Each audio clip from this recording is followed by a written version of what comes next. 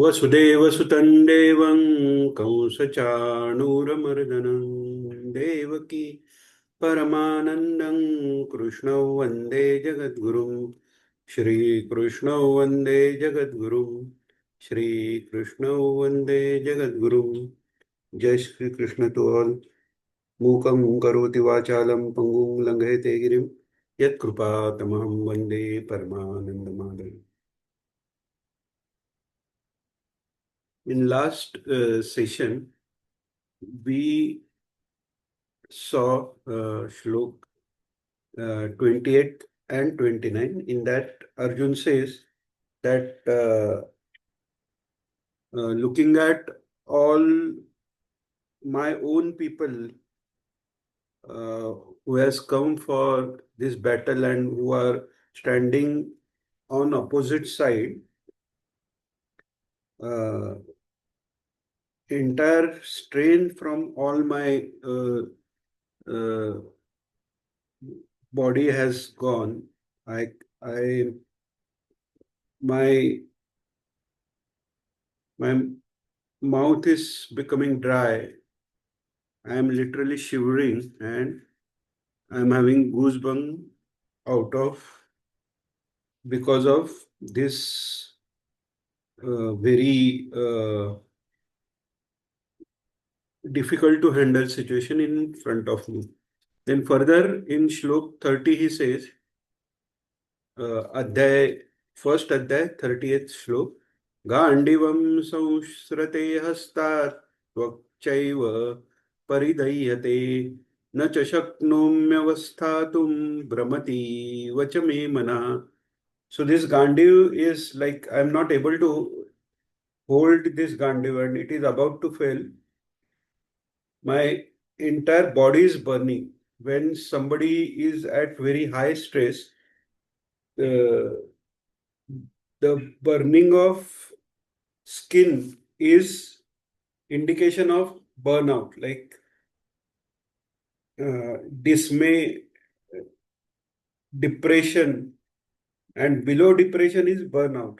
Why it is called burnout? Because in burnout condition, many a times your skin actually has a burning sensation. It grows red and it has a burning sensation. So that is what is happening to Arjun.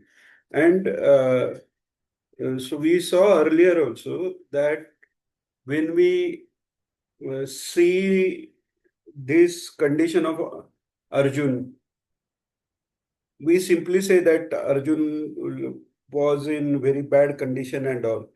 And in that worse condition also, how Arjun is different than us. Uh, what is that is special about Arjun, uh, so that Bhagwan is with him.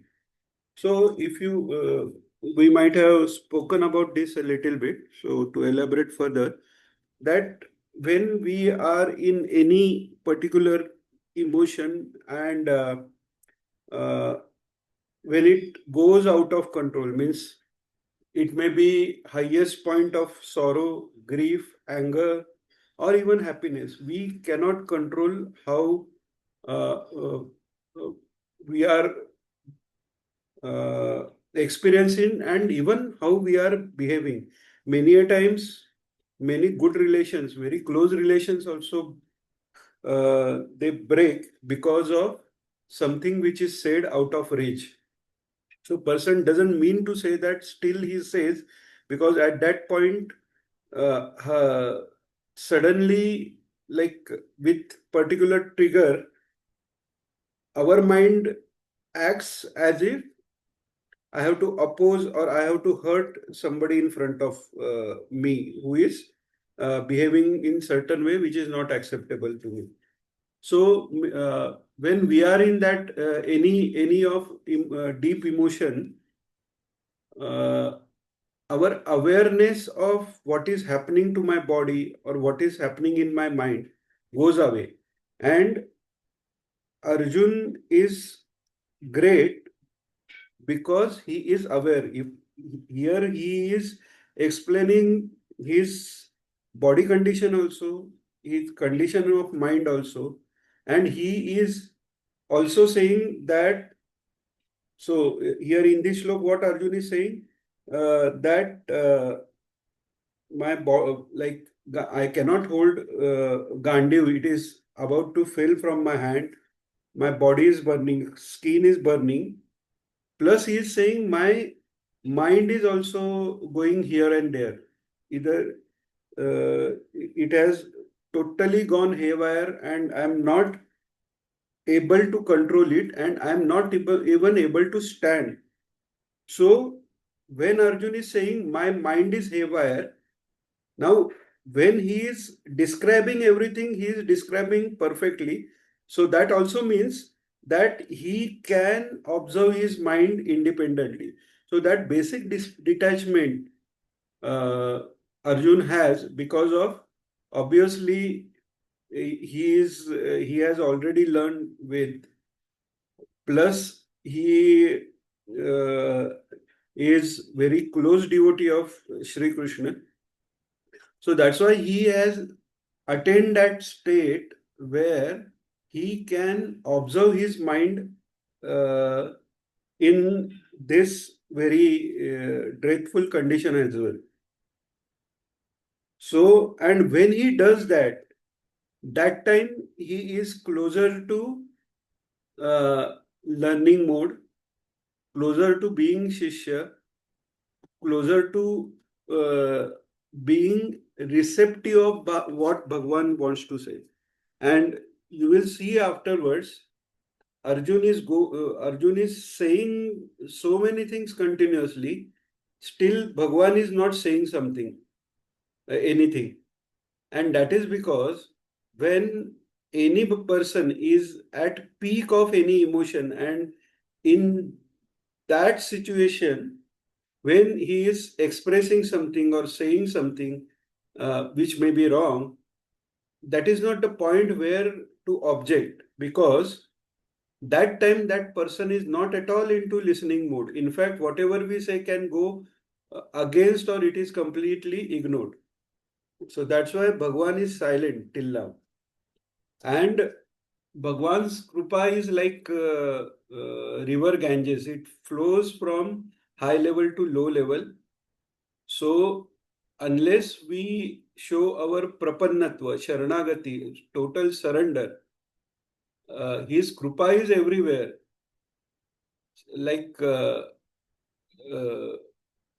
water or rain falls everywhere,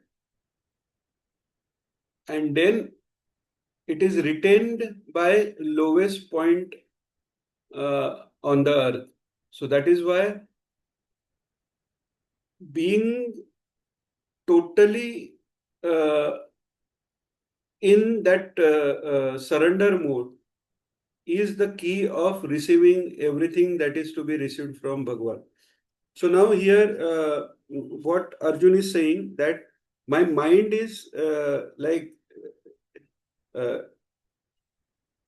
all my mind is already deluded. I'm not able to see the truth. So at least he has come to that point that whatever I am perceiving may not be correct, because I am getting sense that I am perceiving something wrong. So that is because uh, uh, this mind is, whatever mind is perceiving is illusive. This is what he has understood, or this is what he felt, even in that complicated and uh, mind blowing situation, actually it is. So then in 31st slok, Arjun is saying, Nimittani cha pashyami viparitani Keshava na cha shreyo nupashyami atva swajanamahave. Uh, Now here also uh, he is addressing Bhagwan as Keshava. Keshava is the one who killed Keshi Daitya. So somewhere Arjun is saying that uh, killing somebody who is our opponent is Kshatriya Dharma, and you are based in that, but you killed all these demons, not your own people. So that is why uh, what I am doing right now, or what I am observing or feeling right now, that is something which is not normal. That is what he is saying. So literally, what he is saying is, "Hey Keshav, uh, I am experiencing these uh, signs which are not normal, and though we have come here for this war, winning this war, I don't think uh, by killing our own people uh, or my own people, any good will happen to me. The Kalyan is ultimate uh, well-being. So I don't think this leads to any ultimate well-being or something which is very good for me. Then now, still, now he has come up to the level where he is thinking that my thought process is uh, not correct thought process. I am thinking in some wrong way. That's why he's saying that in earlier slok he's saying that Brahmati vacha me mana. So my mind is going into this delusion or illusion, but still he is not stopping whatever he wants to say and whatever he wants to perceive. He is telling Krishna. The one reason being, say, it is not that he do not understand or he do not believe that Krishna is God. Otherwise, he would not have called him Madhav, or he would not have called him Rishikesh. There is one more aspect which we have to see over here, that Arjun is Sakhya Bhakta. So he is considering Krishna as Sakha. He is considering Krishna as cousin, and he is considering Krishna as Sakha. So, considering Sukha, and because of that Sakhya Bhakti, Sakha is friend. So, he is considering Krishna as friend, and that is one of the nine types of bhakti which is explained. Navavidha Bhakti means nine major types of, or great types of bhakti. In that, Sakhya Bhakti is also there. So, he is considering Krishna as Sakha. So, because of that, uh, he is speaking with Krishna in equality basis, and he is considering that uh, in friends, sometimes he will say something, sometimes I will say something. I can also think, he can also sing. So that is not wrong, because if you see, like we spoke in other session also, that Yashoda Mata, he tied Bhagwan. So can we say it is wrong? It is not wrong. It is part of Parabhakti. So in Parabhakti, uh, Aishwarya of Bhagwan is kept aside, because if that Aishwarya is in mind, pure love cannot exist over there. Somewhere uh, the greatness of Bhagwan comes into pure love. The definition of bhakti which Narad Maharshi has given is, one is in Vismaran of Bhagwan. If uh, for fraction of moment also, if Bhagwan is not remembered, or in Gopi's case, it was even for fraction of second, they are always remembering Bhagwan, but even for fraction of second, his roop is not in front of them. It was the pain equivalent to biting of millions of scorpions. That is how they felt it. So, in non-remembers of Bhagwan, having uh, Parama Vyakulta. Parama Vyakulta is too eager or intensely having the desire to see Bhagwan, and other criteria or uh, uh, other sign of bhakti or other qualification of bhakti is for Bhagwan considering all the time Sukha of Bhagwan. Now, Sukha of Bhagwan, Bhagwan is as it is Satchidananda. Sukha is uh, the happiness through comfort. It is not ultimate happiness, but happiness through comfort. Now, Bhagwan is Satchidananda. He is always happy. But still, definition of bhakti is you should always be thinking of what Bhagwan will like. In what should I do so that Bhagwan is happy? Gopi were like that. You all might be knowing the story that uh, uh, among Krishna's wives, there was discussion that we love Krishna so much, Bhagwan so much, and still always he takes name of Radha. So, what is the reason? Means how Radha is great or how these gopis are great.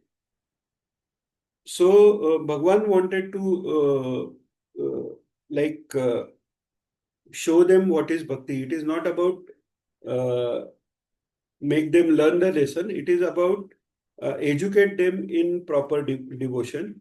What he does, he pretends like his head is aching, and uh, so his wives they call for Vaidya, that is doctor, and they tried lot of things, lot of medicines, and still it doesn't reside. And with Bhagwan's sankalpa means he calls Narada over there. Naradji comes there and he tells that the one who loves Bhagwan, if the soil of that devotee's feet or dirt of that devotee's feet, if it is uh, applied to Bhagwan's head, he will be cured. Now, none of his wives or nobody around was ready. It will be seen to do this thing. Our Charan Raj, the soil of my feet, how can I put on Bhagwan's head? He is Sarveshwar. And then story goes this way that when Narad tells this to Gopi, immediately they give uh, Padadhuli or Charan Raj from their Charan, from their feet. So that time, in front of these wives of Krishna, Narad asked them that, are you not afraid that you will go in Narak? You are giving your Padaduli, Charan Raj, to apply to Bhagwan's head. So they say that if that is going to give comfort to Krishna, we are ready to permanently reside in Narak and permanently receive whatever biggest punishment. We don't care about that. So that happens when this Bhagwan is Aishwarya Sampanna, he is Sarva Shaktiman. That Aishwarya Buddhi, unless it is kept aside, this love doesn't come fully or this love doesn't manifest fully. That's why when Bhagwan went to uh, Mathura and killed cows, after killing cows, he goes to his father and mother. That time, Vasudev Devaki are not able to even hug him because he being our son, so they knew that he has Bhagwan has become our son as he wants to fulfill the boon which was given to us.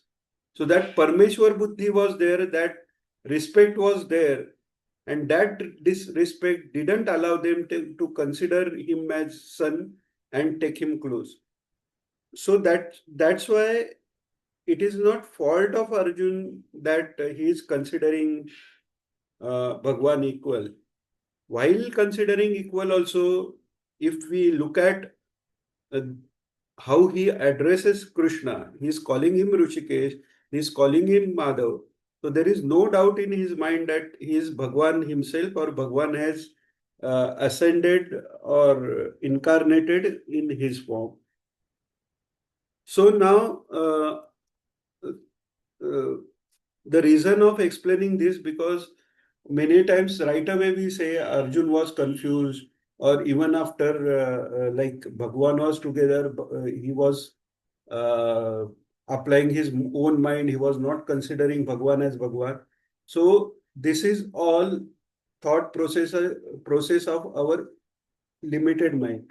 As we have seen in last session, that if we understand Arjun, then only we can come up to the stage of Arjun, and then only we are at the stage where Bhagwan will teach us Gita, or even if Bhagwan teaches, like Dhritarashtra also listened to Gita, it hardly made any change at least that moment of point. So, if we really want to understand Gita, first of all, our buddhi should be sattvic as Arjun's buddhi is.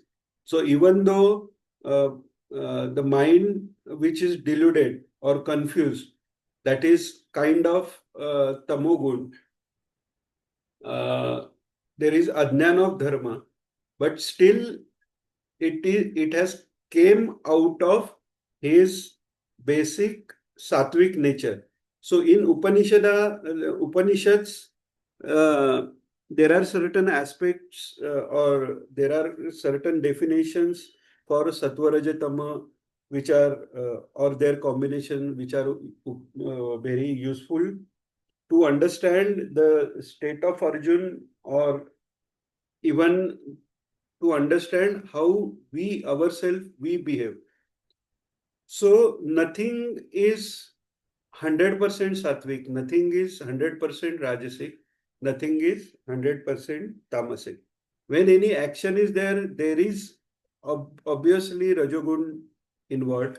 When there is knowledge of anything, there is sattvagun involved. When there is diversion and when there is like inaction or dumbness, there is tamogun involved. Sattvaguni people also, they also have sleep at night. So deep sleep, it is kind of rajoguna as well, right? So the point which is explained in Upanishad is there is Sattva-guni Rajogun and there is Rajoguni Sattva-gun. Similarly, there is Rajoguni Tamogun and there is Tamoguni Rajogun. Tamoguni Sattva-gun or Sattva-guni Tamogun. Now, what is that? Like, for suppose somebody is determined for doing certain sadhana. Daily, I will be chanting for these many rounds, say 16 rounds, 18 rounds, depending upon the number of letters in mantra for which of which we are chanting. So that determination and that action is uh, obviously we are doing something, it is rajasic. Still, the base is sattvic. So overall, if you consider, the effect is sattvic. Exactly opposite to that, if somebody does charity to just show off, or just to like avoid income tax or something, or just making self famous, you might have seen even from like a good uh, uh, adhyatmic parampara, you may find some people, they go on doing like distributing food to unprivileged people and all. and they do shooting of that and they show off. So is that a sattvic thing? It is rajas thing, rajas sattvic. So it is only increasing rajogun, and effect of rajogun is dukkha only. It is sorrow only, that we will see in further, means latter adhyay. So Arjun, even though he is in tamogun, the base is sattva. In case of Duryodhan, he appears to be in strong Rajogun, base is Tama.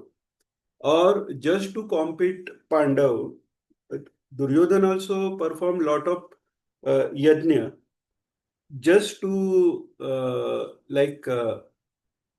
make his praja, his the people under his kingdom to believe that he is also good and he is better than Pandav. So those yajna doesn't carry the effect which actually Sattvic yajna carries. So it is just show off, which is called as damba. That also we will see later. So here, even though this confusion is there, the base is being kind. The base is thinking of others. The base is thinking of entire Sanatan Dharma as well. Yeah, you have a question, Sneha? Yes, Kaka. Yeah. So my question is, what about the people who perform pujas or pujas at home Yeah. to for certain things or for certain motive? What is the good in for those people, or Yeah. which good are they in? Yeah. So there are different categories of everything what we do. One is how that act is. So performing puja is sattvic act, and its motive decides whether it is actual or major part of it, whether it is sattvic, rajas, tamas, or it is beyond trigu. Somebody who does puja because he loves Bhagwan and he like we like to like mother likes to adore her kid. So she spends a lot of time in dressing the kid, then doing makeup for him, then weaving something for him.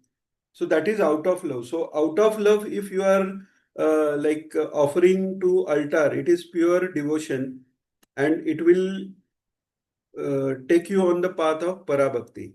If somebody is doing for salvation, salvation is not considered as desire. So it is considered as nishkam, and he can get salvation. Now, somebody who is doing that for getting something, so still it is sattvic, but it is not taking you to salvation. It will take to what fruit you desire, or it will take you to Swarga. So those in next birth, you will go to the places where you will get all that you desire in that particular lok, depending upon the scale of your punya karma. Now, in such punya karma, this we will be taking in detail in further adhyay. Adhyay 14 and 17 are totally devoted by Sattva Rajatama Vritti and the different karya. So, so that is that. So that people may get swarga, or they will get whatever. If they are seeking, somebody may seek job, somebody may seek son or daughter, somebody wants to get married, and for that they are offering something to Krishna, they will get that. It is still sattvic. But there are people who want to show that I am very dharmic. So they will make hoardings. They will uh, their altar or their puja room will be golden, this, that, or that is shown everywhere, whatever.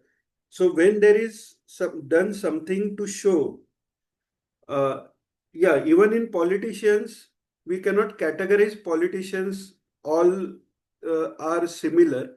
So instead we will say whether the person is sattvic, rajas, tamas. So when somebody wants something for self, it is asuri vritti, so rajasic vritti.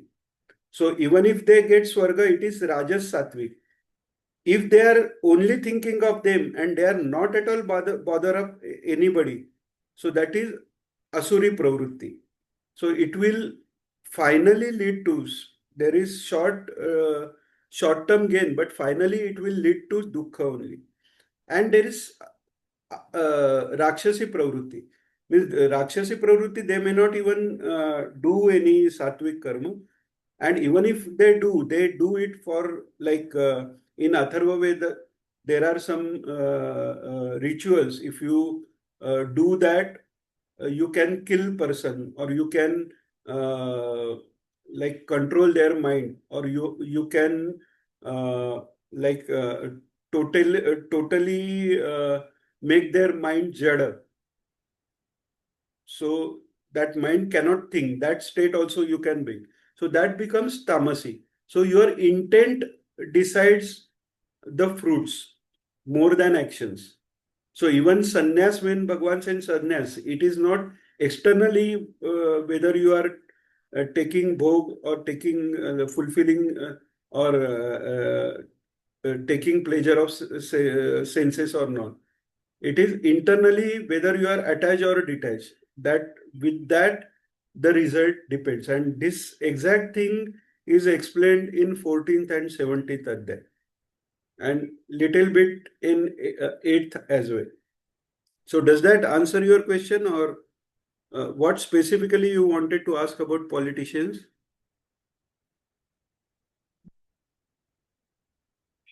You are mute, Sneha. No, I understood. I just, when you said that people who put hoardings or people who pretend, Yeah, that's the reason I asked that. yeah, yeah. Can we So categorize? Yeah. yeah. Now again, like there are two. Even putting hoarding, uh, there can be two intention. One is if one some leader. Now it is said that Sanghe Shakti Kali Yuge.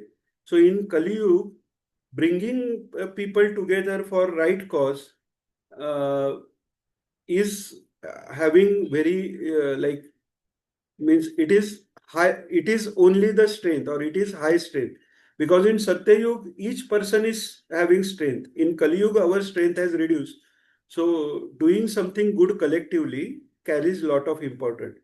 So good king, they bring people together. Now if that intention is good, so that intention is sattvic, and then this hoardings and, for example, building Ram Mandir. For building Ram Mandir, if there is propaganda, everybody is coming together,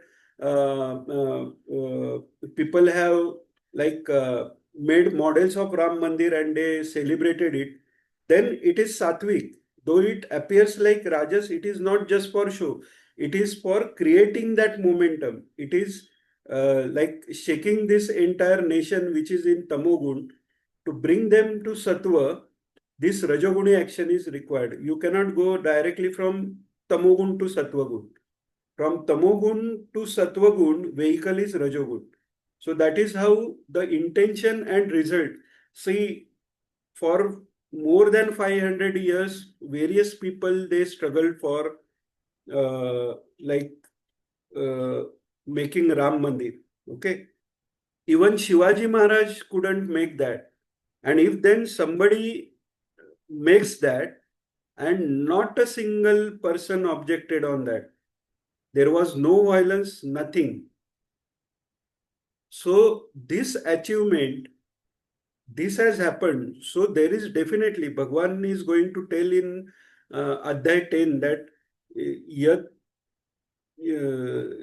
yad vibhuti sattvam, means wherever you will find like more power or follow on, people are following, and if there is sattvic intention or it there is sattvic result, then definitely think that my existence is there. Those people are my vibhuti. So it is most important is uh, the intention and then action. And for king, Kshatra Dharma is cannot see Brahman going by Nivrutti Marga, he sits at one place and uh, does his rituals, penance, whatever tap he wants to do. But still, for Brahmins also, Adhyapan is necessary. So, thinking for doing greater good of society, you have to bring society together. And that is what Samartha has done. Now, incidentally, I think Ramdas Swami's Jayanti is around, it is very close. So, what Samartha did, he brought bottommost people together. And he is Ram Bhakta. Still, he built a lot of Maruti temples. Why? Because strength is required, confidence is required, bhakti is required. So he wanted to give that example. That is one part. And when you build a temple, that becomes uh, one platform for people to come together, and the deity gives direction to that those people who are coming around. So Hanuman is there. All are going to for Hanuman darshan, and then Samartha had kept his prominent disciples wherever he built Maruti temple. So he is there to bring out their valor, bring out their strength, dhruti utsaha. We will see what is dhruti utsaha when we will see sattvic karta. So it is required. So for bringing people together for good cause, if you are advertising, that is not bad. But uh, that should be in some elegant way. You should not just be behind people, because there are some namaprad also. In 18th canto, Bhagwan is telling that spreading this knowledge of Gita is the greatest, or the deed which I like the most, and I like the that person the most. That is what he's saying. And after saying that, he tells Arjuna, you should not uh, preach about Gita in front of the one who doesn't believe on me. Now, even if person is believing in on me, if he is not attentive at that moment of time, maybe he is not well or he is preoccupied in something, person cannot like the initially person cannot be always interested in listening. So for those you should not preach. So it is obviously yoga karmasu koshalam Bhagwan will tell later. That time the things will be more clear. Today we will stop here because it is less than 1 minute. If still doubt remains, next time at start of session, Sneha, you can again ask further and we will take it. So now we will take a prayer and take pause for now. योगेशं सच्चिदानन्दं वासुदेवं व्रजप्रियं